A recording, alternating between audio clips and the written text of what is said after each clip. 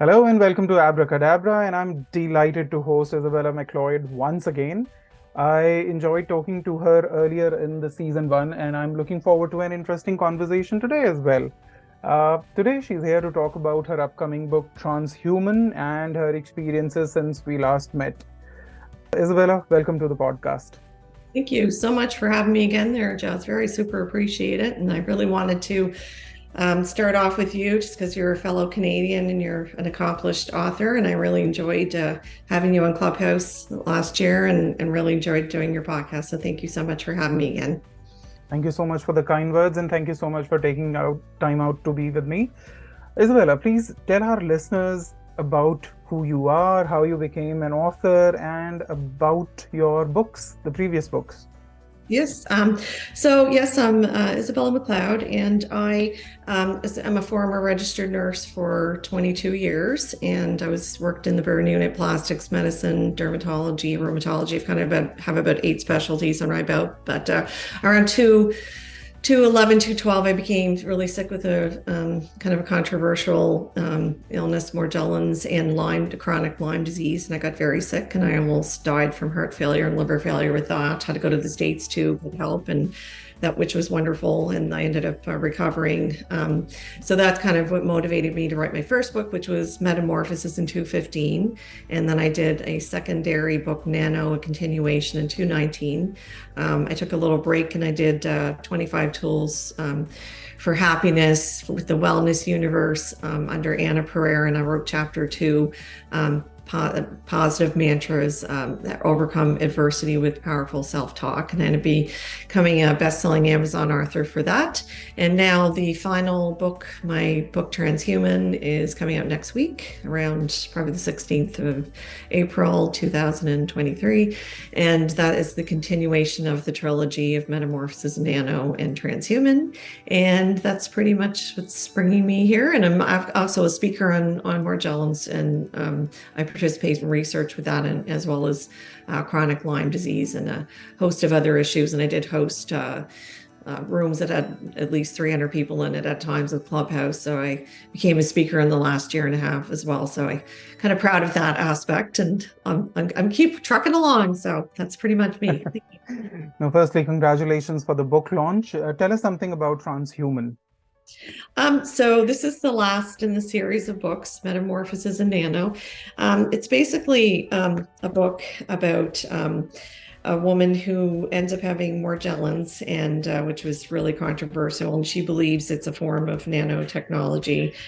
She knows it is because she ended up going to see a toxicology doctor, and she just had regular Morgellons, which is a form of chronic Lyme disease, but it's kind of unusual. It has a lot of materials that come into your body. It's very, very still in the infant stage of researching right now. But she goes to see this toxicology doctor in California, and she starts getting treatment with her.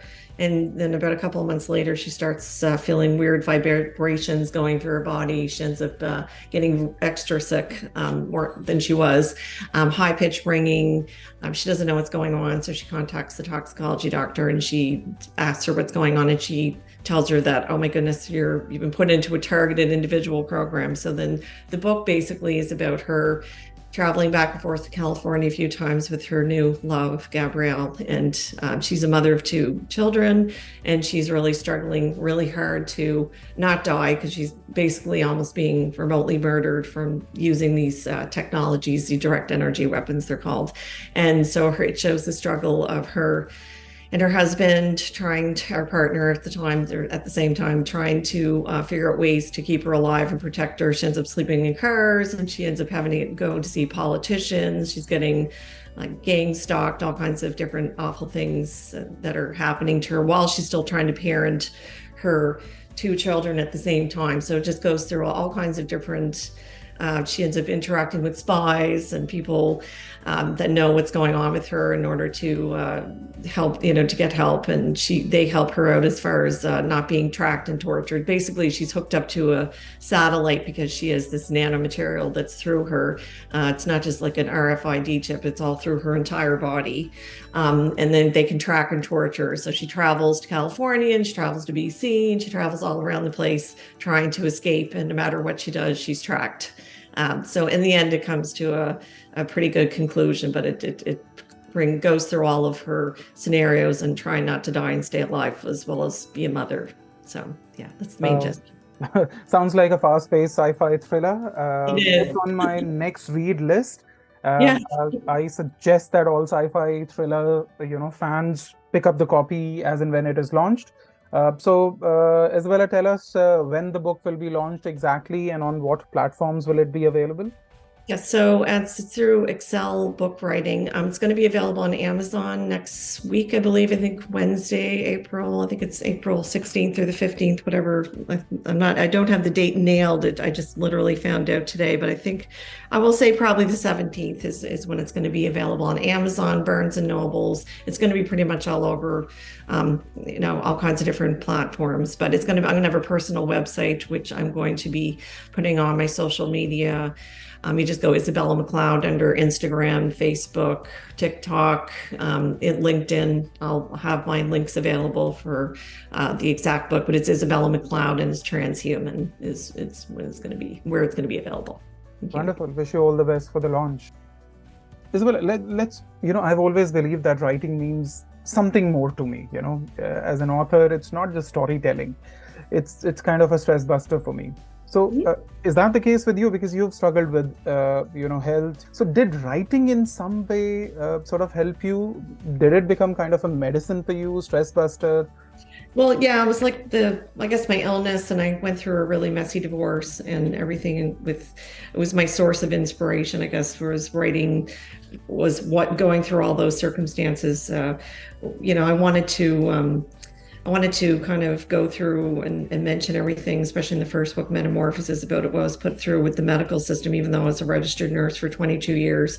I felt like I didn't have a voice to tell everyone what I've gone through, and other people have gone through the same issues with this illness, because it is so new and they've been called delusional and all kinds of not nice things and disrespected. And I really felt that I was motivated to have a voice for those people as well as myself, because I felt because it's such a not a very nice illness at all. It's really not, if you look it up. So I felt like as a healthcare professional as well, that I had the education as well to come across and really be specific about what was happening to me and everything that I went through. That was my main focus, I guess, to try to get a voice for myself and everything that I went through personally, and domestic abuse and all kinds of stuff that I did experience. Just to vent, basically, but it ended up turning out to be a pretty good book. And I didn't even know I had the ability to write until I sat down and just started pounding away at the keyboard to probably 212, and I didn't publish to 215. So thank you. Wonderful. Sci-fi, they say, is a pretty difficult genre to write, and you're doing a wonderful job because you've got a series, right? Not just one book, but you've got 2 books in the series. So that's in itself a great achievement, because sci-fi requires a great deal of imagination, and forward thinking. So what do you think, has your medical career, your experience in the medical field sort of helped you to build up the, sci-fi stories in the sci-fi world? Yes, I think so. Like the medical aspect, definitely, because I worked in intensive care for a long time too. So I did have, and I knew all of my medical issues, but I knew them extensively, and I knew the tests that you have to run, and I know everything that how you would feel and all that jazz as far as that goes. And I kind of explained the medical issues that I went through, like atrial fibrillation, and had to have my heart shocked and different things like that, and had to go to California and different things like that to get tested for Lyme disease, because they didn't have the testing that was appropriate here in Canada whatsoever.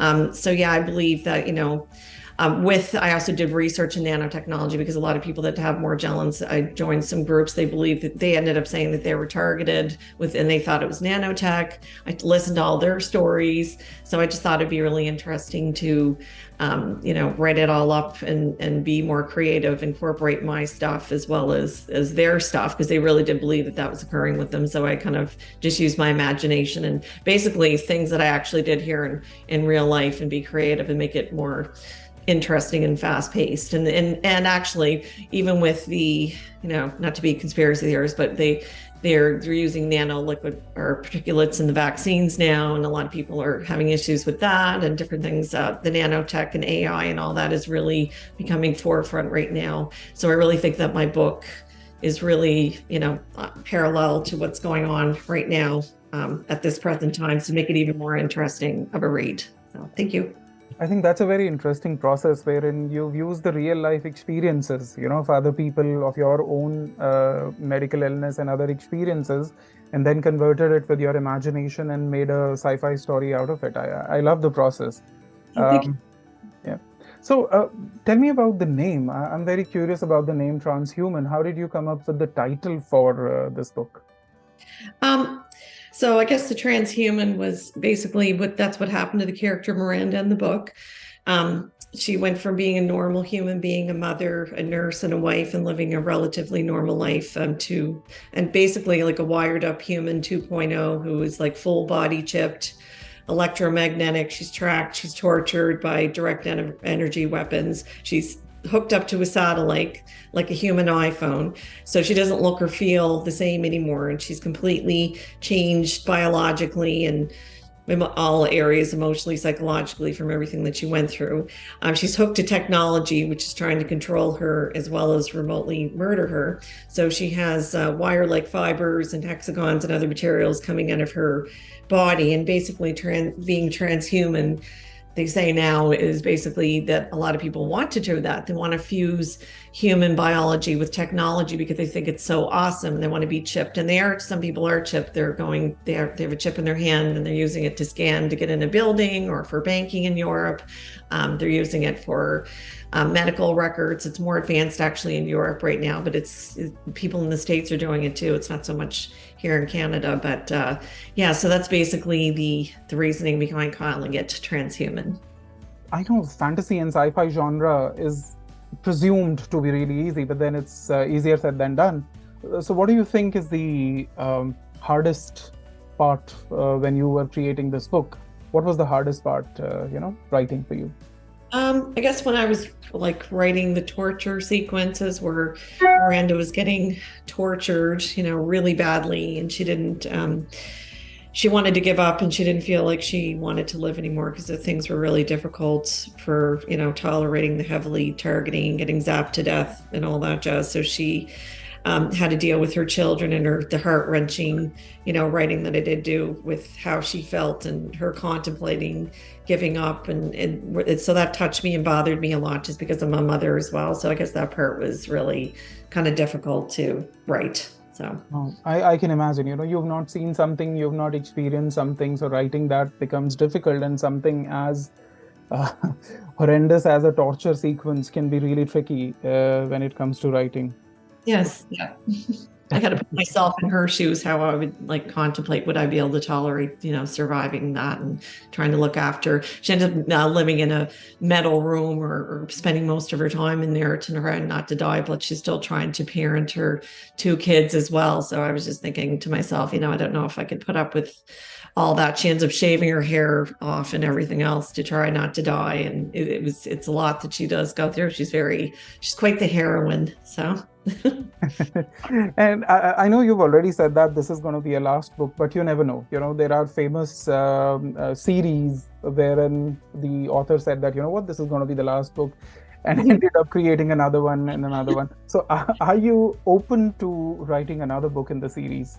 Yes, I think definitely. I have to have a break. It took 2 years to do this. I really took my time writing this last book. I only wrote when I felt like I wanted to write. And I'd find when I did, if I did go and try to write and I wasn't in the mood, it would just be crap. It would not be good. So I just really focused it more on parenting and writing when I felt like it. So, and just editing, I cannot stand it. So it's like, I had to read my book 10 times over. So I'm just going to have a little break, but definitely, I can't see myself not writing ever again, put it that way. And I believe that if I do, I think the next thing I'm going to do is write some academic papers, just because I participated in research with with the Charles E. Hellman Foundation from California, and who's a microbiologist, is Miriam Middledean. She's actually Canadian as well. She's the lead in that, and I know her.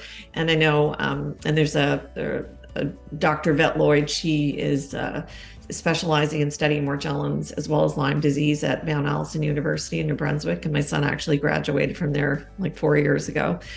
So I think more I want to focus on doing some scientific papers, because I almost have a science degree. I never quite finished it in nursing, but I became a nurse and then I was studying part-time. But so I do know how to write papers, and I feel like I have a lot of experience with medical data that I've accumulated and tests on myself, and also treatments that I've done on myself to, I think that's the medical community or academics would be interested in that information. So thank you.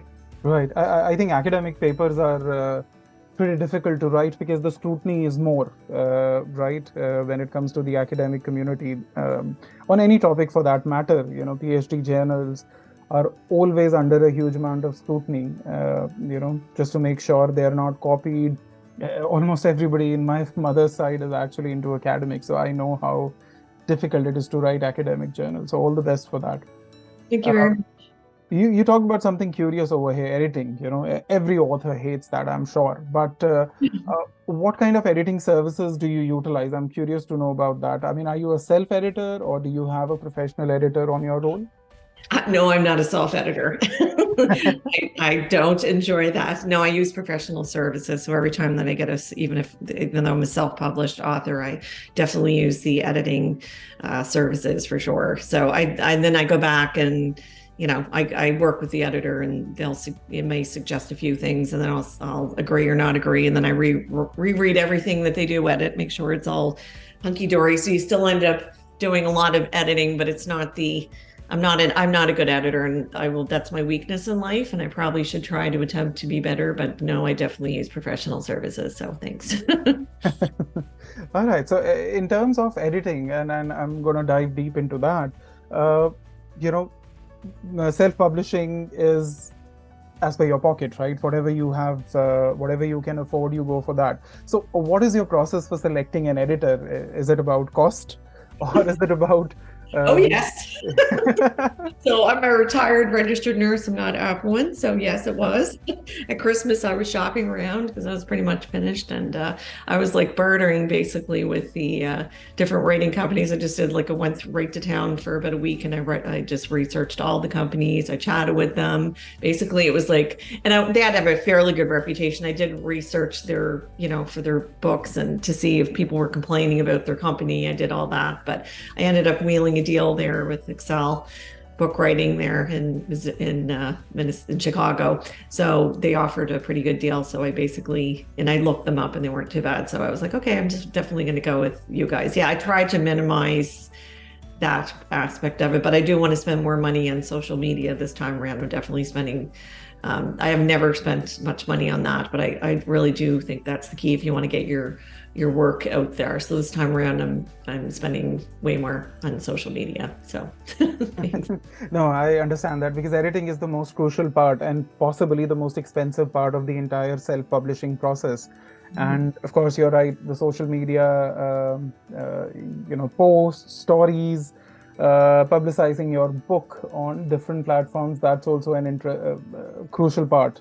Ultimately, your work has to reach people, right? For it to be read, for the branding and everything. And social media is the best tool these days. So all the best with that. Thank you. Isabella, what do you like to do when you are not writing? I look after my daughter quite a bit. She's pretty much getting independent on me, and she has her own vehicle now. But up till a few months ago, I was carting. She was a varsity basketball player, so I was carting her around for the last 10 years. And she's in all these activities. So I pretty much, I write. I try to look after myself. I do have a limited amount of energy due to my illnesses, so I have to do self-care. I go to a lot of appointments. I walk. I read. I do research with what's going on with me. I do social media with my other books as well. And so for fun, I swim, and my hubby has a boat, and we're going to go sailing all summer in it. And I have lots of family that come to visit me quite a bit within every couple of months. So, and friends that I have. So yeah, I keep myself very busy. I can't say that I'm ever bored, because I'm the type that always has to have something on the go anyway. So even though I'm not working as a nurse anymore, I'm not 1 ounce bored. So that's pretty much what I do. All right. So, which writers have inspired you? I mean, what do you read when you're not writing? Well, I haven't honestly done a ton of reading of books, but I loved Margaret Atwood. I really like Canadian authors, and I loved her Handmaid Tales books and everything. And I ended up becoming acquainted with Silver Don Cameron. He's a really good Canadian writer. You probably know who he is, but he's actually from my home island of Cape Breton Island in Nova Scotia. It's a very beautiful island, but he's from there, and he actually resided in Halifax, where I live right now. He passed away in 2020, but I actually got to know him a little bit personally through chatting with him on LinkedIn. So I pretty much stick with Canadian authors, because I love being a proud Canadian. So those are the two that I'll mention, Margaret Atwood and Silver Don Cameron. No, that's something really amazing that you've said, sticking to the Canadian authors. And Canadian authors also deserve the recognition, worldwide recognition. And yeah, they do. They really do. I ended up getting a book award for the SABA Book Award in 2020 for my book Metamorphosis, and it was in London, England. And I think I was the only Canadian author there. It was mostly Americans and a lot of British and some Scottish people, but there was I think I was it for Canada, and I think there was like 30 or 40 of us that were up for an award. So I felt like I represented Canada. It was nice. But you're definitely right. There's not a whole lot of Canadians that are out there, that are super successful, except for Margaret Atwood and Silver Don Cameron. They're really great ones, for example. So. Exactly. It's been almost 3 years since I've been in Canada, and before that I was in India. I mean, we know a lot about Canada back in India, especially the northern part of India is very fond of Canada. But then when it comes to literature, when it comes to Canadian authors, I had seldom heard any Canadian authors, and English literature is huge in India. We've got the world's largest English-speaking population, over there.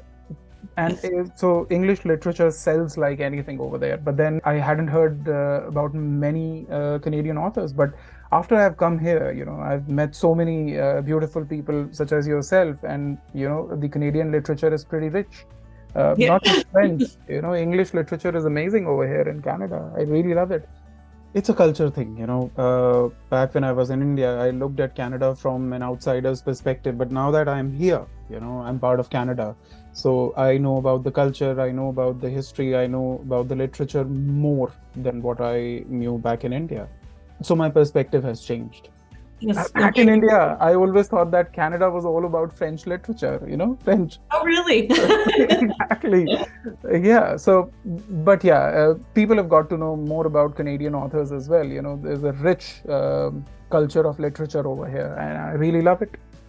Yes, when I was on Clubhouse, I was one of the only Canadians that was on there that was fairly well known, actually. So it was kind of interesting. And yeah, it's great. I guess everybody has their own beliefs about different cultures or countries until we actually go there and you experience it. And you can't do that unless you're actually there and experience it. So it's good to, I'm glad you got to experience Canada too and see how great. And I'd love to go over where you're born as well. It looks really, my friend went over there and he had the greatest time ever to India. So.